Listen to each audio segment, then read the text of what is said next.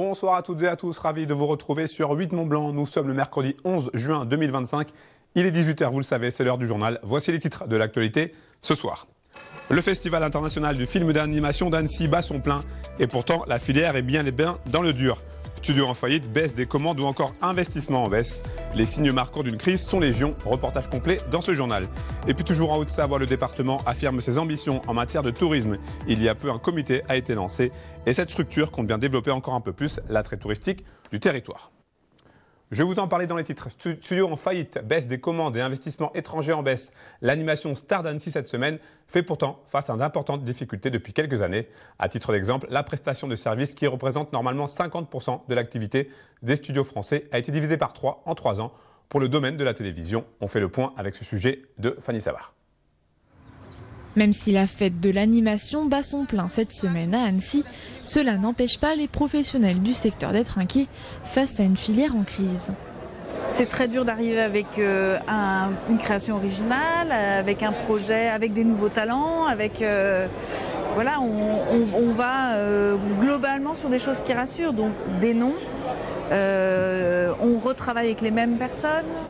En cause, le ralentissement des commandes des plateformes américaines et le manque de régulation de YouTube qui capte pourtant 30% de la consommation vidéo des enfants. Face à la situation, la filière française s'organise. Il y a un trou dans la raquette colossal sur les obligations de diffusion des plateformes en France, qui est régie par un décret. Et on souhaite une réouverture ponctuelle de ce décret pour corriger cette anomalie.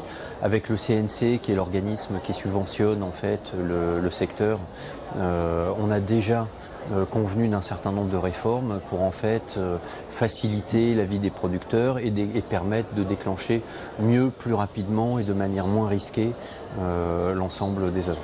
Et cette crise ne se limite pas à l'Hexagone.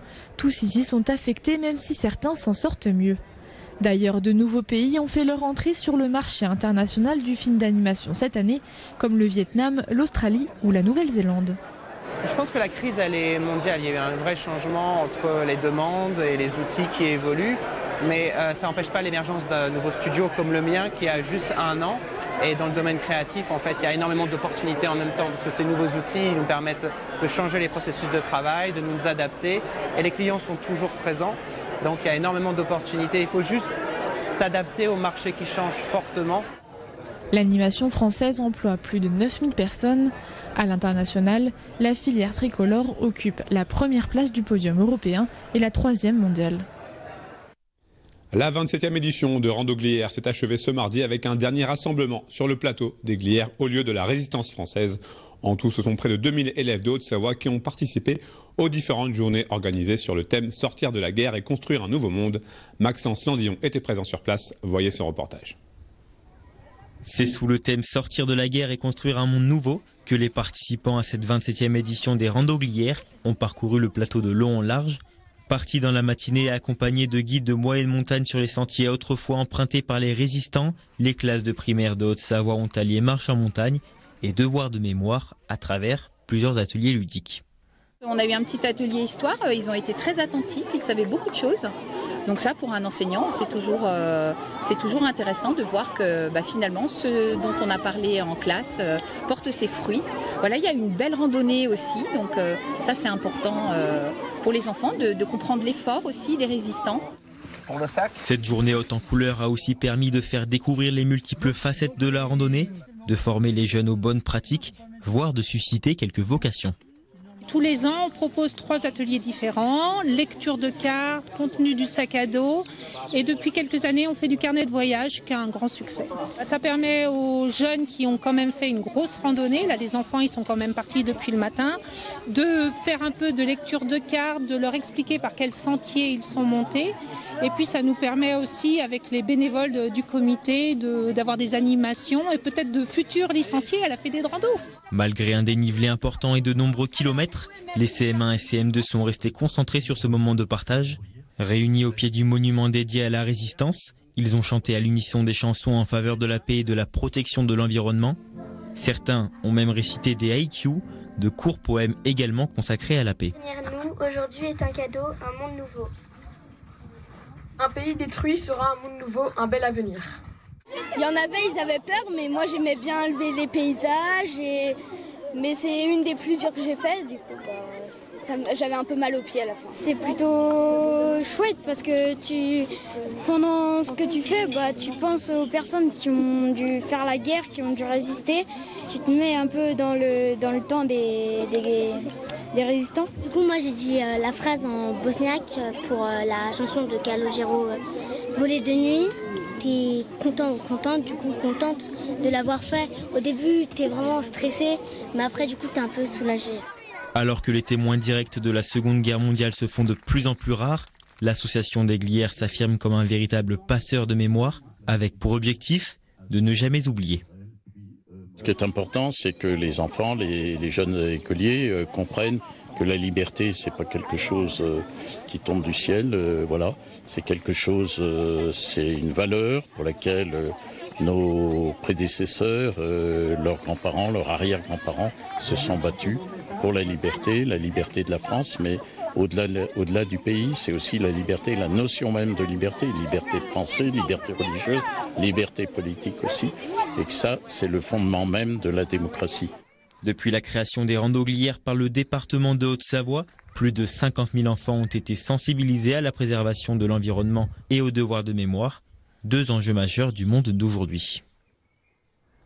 Après la dissolution de l'agence Savoie-Mont-Blanc, la Haute-Savoie souhaite se réapproprier son image à travers le comité départemental du tourisme.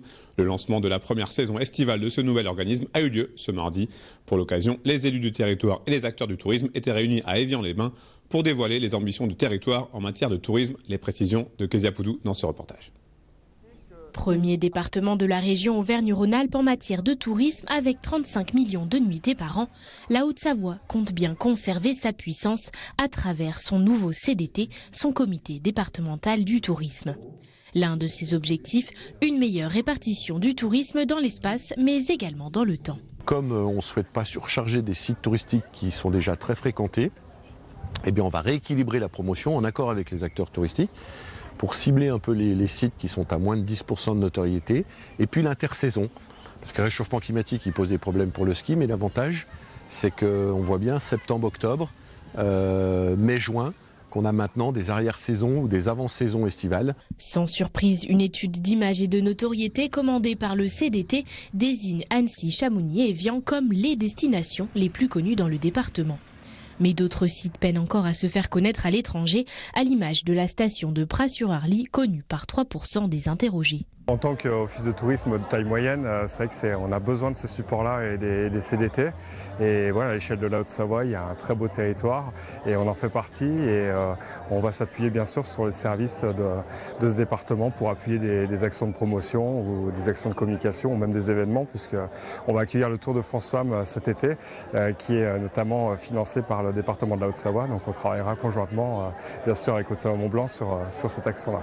Profil des touristes, répartition du marché ou encore attente des clients, cette étude permet donc de mettre en évidence les différentes tendances sur le département pour aiguiller les socio-professionnels du territoire. On vit du ski en station de montagne, donc on pense que le ski est l'élément principal d'attrait touristique l'hiver, et non en fait, c'est pas forcément le ski, c'est le repos, c'est le bien-être, c'est les paysages, et le ski arrive bien sûr, mais ça change un petit peu la vision dont on doit segmenter, dont on doit attaquer le marché en termes de communication, je pense. En effet, parmi les activités recherchées en Haute-Savoie, le ski arrive en 4e position, devancé par la détente, la gastronomie et la randonnée. Des gros points forts du département révélés par cette enquête qui met tout de même en garde sur certains freins, notamment liés aux prix élevés, au transport et à la pollution. Et c'est la fin de cette édition. Merci à vous pour votre fidélité à l'information sur 8 Mont Blanc. Merci à toute l'équipe pour son aide très précieuse. Place désormais à la météo préparée et présentée par Thierry Paulme. Retour de l'information ce jeudi avec un journal tout en images sur 8 Mont Blanc à partir de 18h. Passez une très belle soirée.